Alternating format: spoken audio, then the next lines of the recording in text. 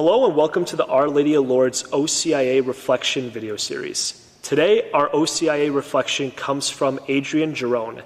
Adrian, how are you doing today? Good, Mike. Thanks for having me. Yeah, glad to have you here, and I just want to say congratulations on your journey and becoming Catholic. That's Thank awesome. you. It means a lot. Yeah, glad you're here. First, I want to ask you, just to get to know you a little bit more, where are you from, what is your family like, and what work do you do? Sure. So I'm originally from Rockford, Illinois. That comes to the dismay of a lot of people in Wisconsin when they hear that I'm from Illinois. But I moved up here when I was about 15 years old to Muquanago. It's a little bit southwest of Milwaukee. Mm-hmm. Went to UW-Oshkosh, about an hour south of here, and then I've worked in Green Bay for the past 3 years. So gradually moving more and more north. Eventually I'll end up in Marinette or the UP or something. So, yeah. Next thing, my family life. So I come from a relatively big family.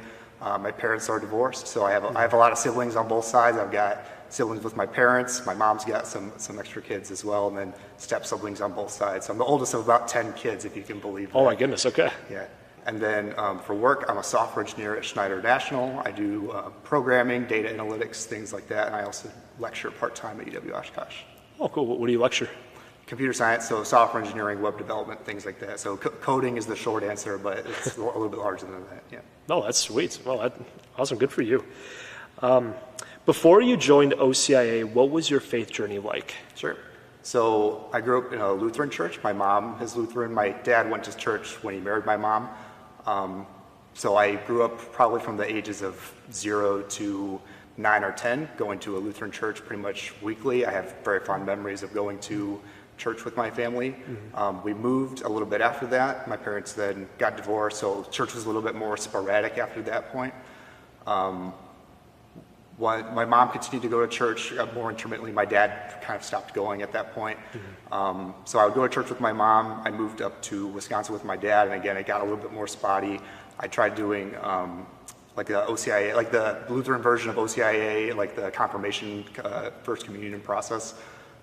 With my mom, so I went through that in like middle school, high school years, but again, it wasn't as consistent as it was like in my youth. I would go to like a Christian summer camp as well for about a week in the summertime. So again, it was more so intermittent between 10 years old to when I went to college. Went to college, and it unfortunately fell off a little bit more even than that. I got kind of busy, or I told myself I'm too busy with schoolwork. I was a college athlete as well. I ran track at UW-Oshkosh.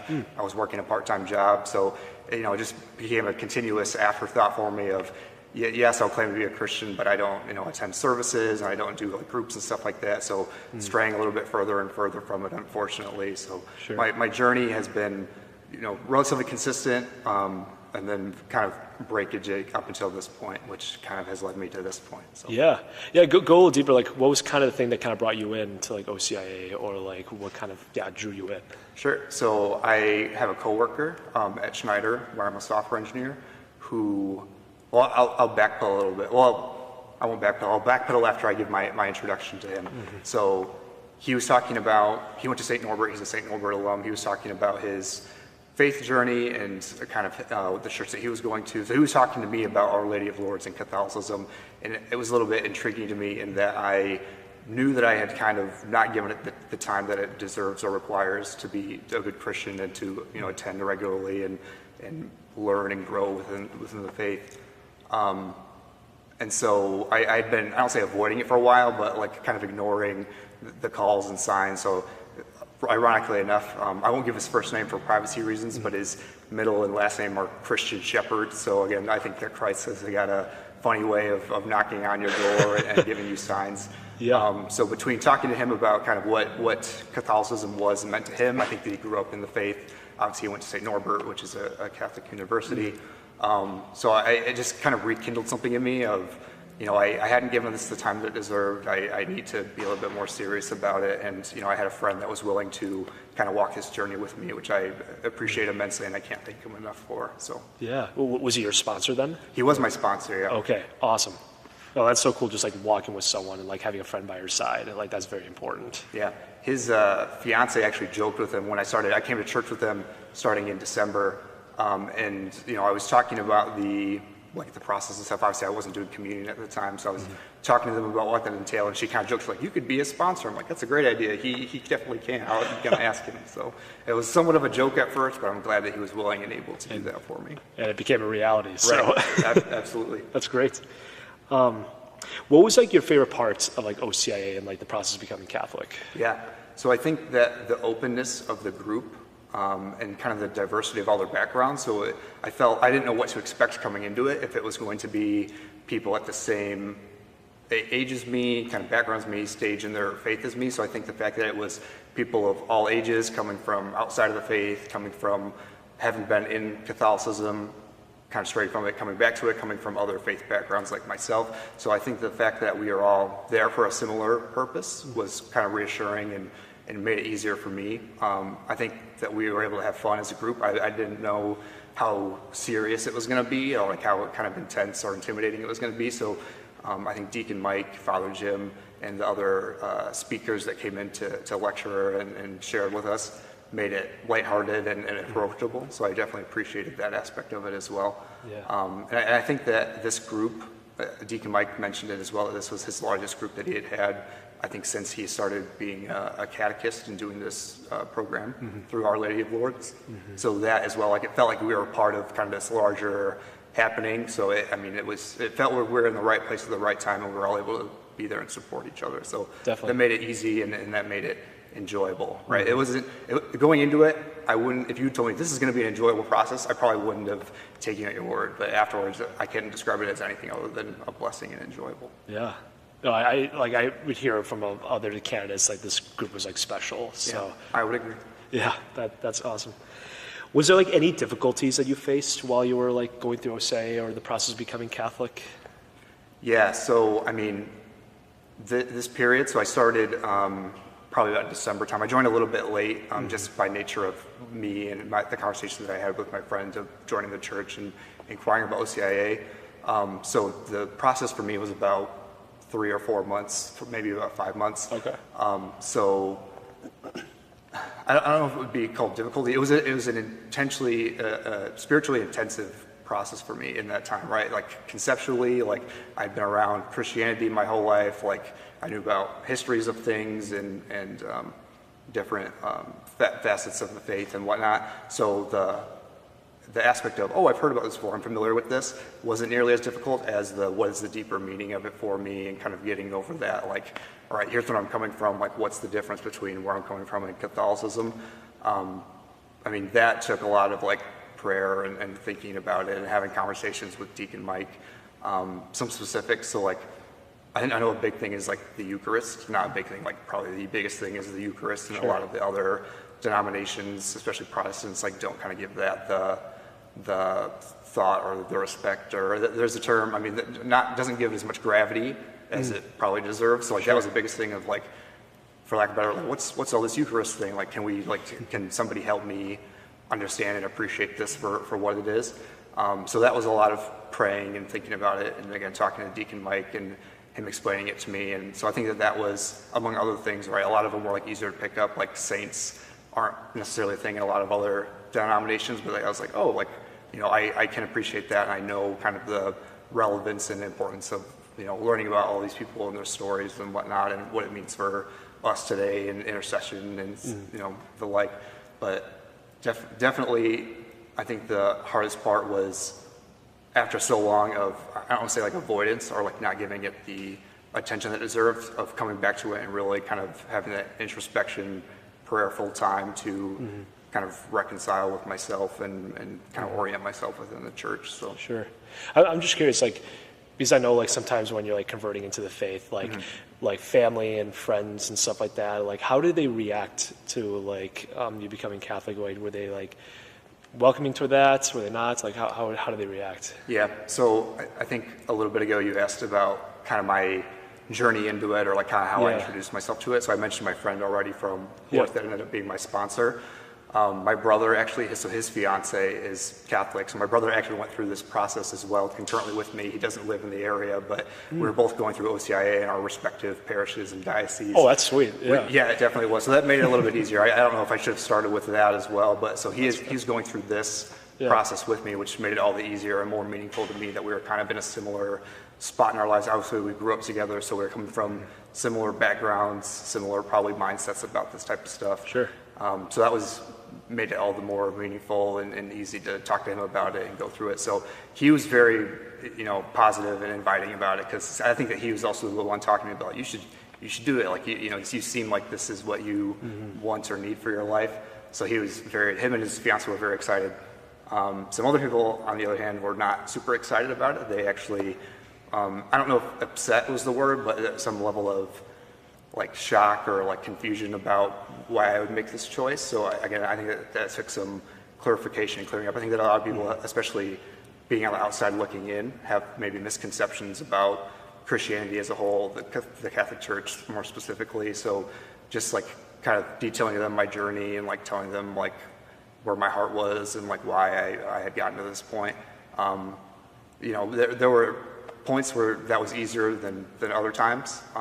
But at the end of the day, I never really backed down from that conversation. I never really sought it out. Like I didn't come knocking on people's doors and be like, hey, by the way, I'm Catholic now. But once that approached me, I was pretty steadfast and kind of elaborating to people about where I was and why. Yeah. Oh, that's great. Yeah.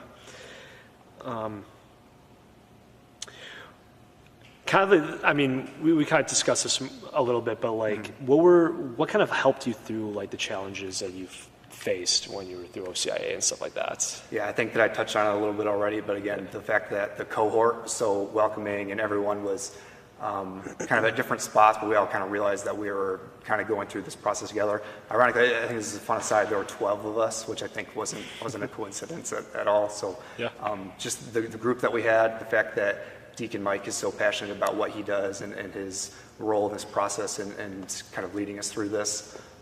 He was always approachable, I think a couple of times. So we met every week on Tuesdays for about an hour and a half, but he was more than willing anytime that I messaged him on the side and said, hey, I took some notes of this last session, so I have some questions about some of these things that we talked about, or things that I would research on my own, totally aside from class, things I would find online or in my Bible or in different, wherever, social media or something. I'd say, hey, I found this thing.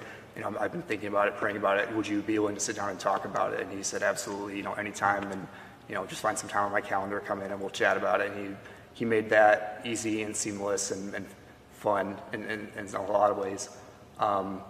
Again, Father Jim was, again, really accommodating and kind of a good role model and light for this group and for me especially. I know that sometimes a lot of pastors and ministers, they vary in how friendly or outgoing they are. I don't know. I mean, I'm sure most people watching know Father Jim. He's very friendly and outgoing and inviting. And I think that made this process for all of us involved, just that much easier. And again, my sponsor, I can't thank him enough for the work that he did. He was a little bit more, he wasn't as outwards on this, but he was, anytime that I needed him there, like he wouldn't go and, what's the term I'm looking for? Like he wouldn't like constantly ask me like, hey, how's this going? Did you talk about this? But I knew that he was approachable. And anytime that I said like, hey, I've been going through this, or I've been thinking about this, or praying about this with respect to OCIA, he would, drop what he's doing and talk to me about it. And I think that that's all that we can hope for from a sponsor within this process. Again, my brother. So again, I think that I just had the right support structure at the right time to go through this and make it easier for me, right? And I don't think that was by chance. I think that was by design, right? That this was the time and these were the people that were, meant to be there at this time for my journey. Yeah. It sounds like God just placed those people into your life at the right time for the right place, right? Yeah, absolutely. Yeah. Oh, that's awesome. Who was your confirmation saint and why did you pick the saint? This is a fun story. I told you this, I think, and I've told a couple of other people this. So again, we didn't have that. When I first went through confirmation when I was in high school, there's no concept of this because saints aren't nearly as central. So when they told me this, like, oh yeah, you pick a new name. So I looked into it. I'm like, oh, that's like new and different, but okay. So I started looking up saints and looking at their life stories and what they're the patron saint of and what which ones resonated with me. And the very first one that I landed on was Thomas Aquinas, just because he's kind of a central figure. He has a lot of writings and a lot of wisdom. And I'm like, oh, surely this is my guy. This is going to be my name, right? And so just to humor myself, because I know a lot of other people do it based off of their professions and off of their birthdays and stuff like that. So I was like, all right, I'll look up who's the one for I started with my birthday, and it was Carlo Acutis, the newest saint. So he was canonized by Pope Leo this past September or August, maybe. Yeah, around there, yeah. Yeah, so he's relatively new, or if not the newest one in the faith. So I was like, oh, that's kind of fitting, right? I'm new to this. Like he's the new kid on the block, right, with respect to all the saints. And I read his story and kind of, how he spoke.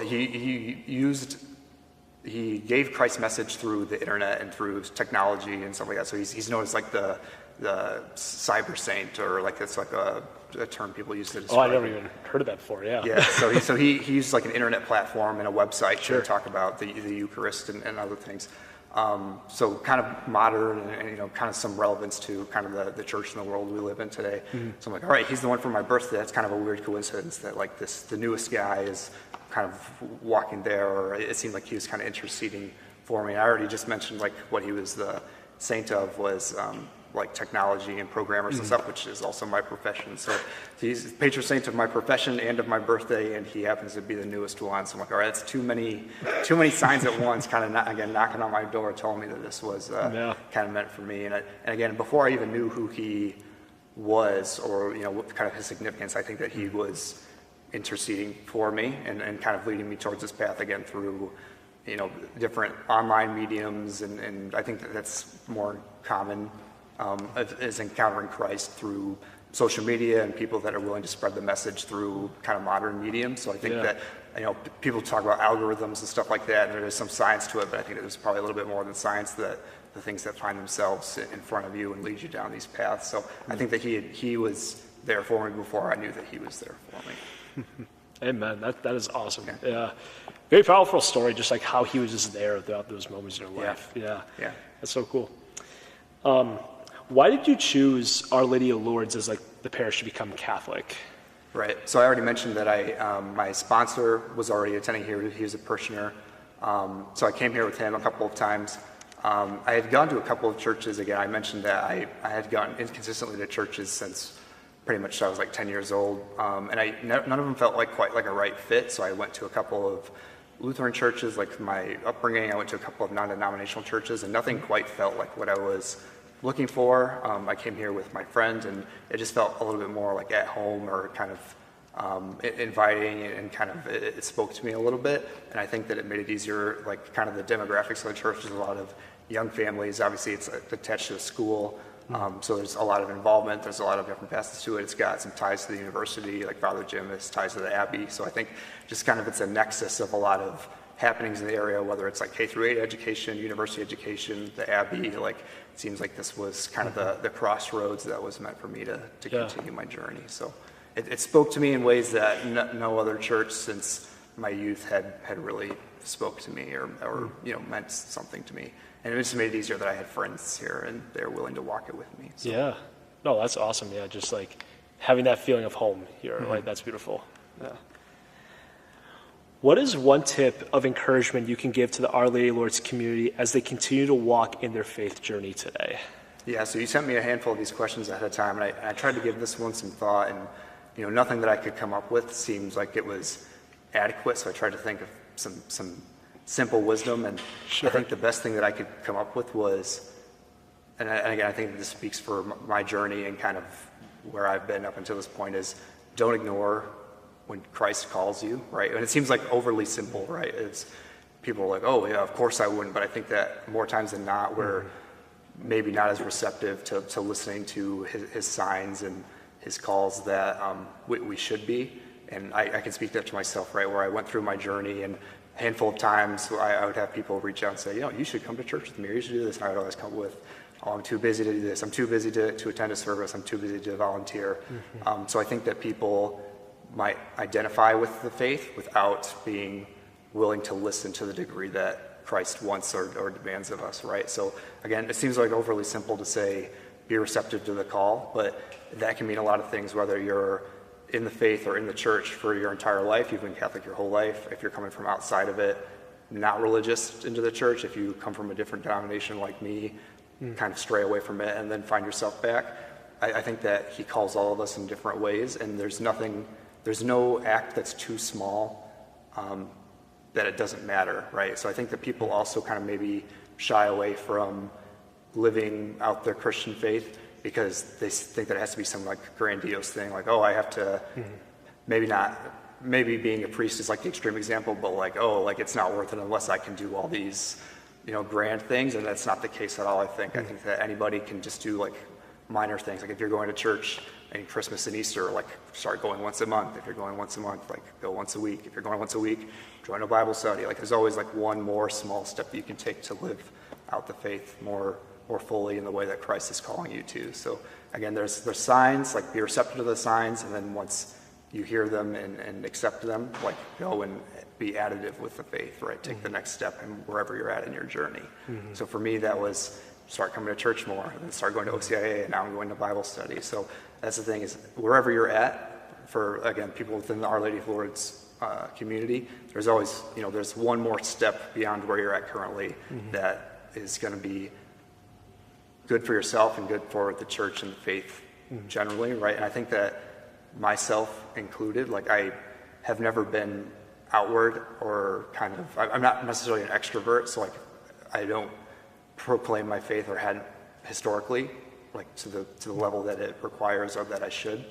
And I think that that's changing now at this point in my life, and that I was like, oh, like just believing is enough, or just kind of being here is enough. And for some people, like they're at certain points of their journey where they're working through that, they're praying about it and working about what the next step is. But again, there's always a little bit more that you can do, and maybe you get to a point where you're the person that someone like myself can then come to and talk and say, hey, I'm considering joining the church, or I'm considering coming to this group. Like be a light for those who are on the outside looking in and looking to start or continue their journey. So there's always just a little bit more that you can do to help guide people and be part of the larger faith and journey, right? Yeah, no, definitely, because like Bishop Ricken talked to some of the young adults one time, and he said like when we're like listening to the Holy Spirit, it's like, what is that one step? What is that one thing you could do more, right? Or like what God's calling you to. So even the simplest things can just be the hardest, but it's like just saying yes, that's what God wants. Right.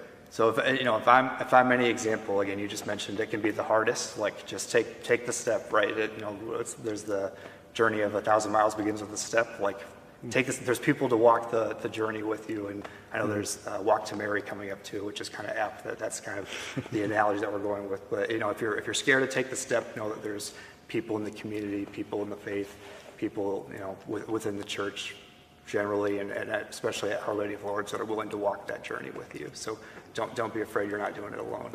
Definitely, yeah. Awesome. Well, Adrian, thank you so much for being interviewed, and also just like sharing your story, and congrats again. Yeah, thanks, awesome. Mike. I appreciate it. Thanks for having me. Yeah, no problem.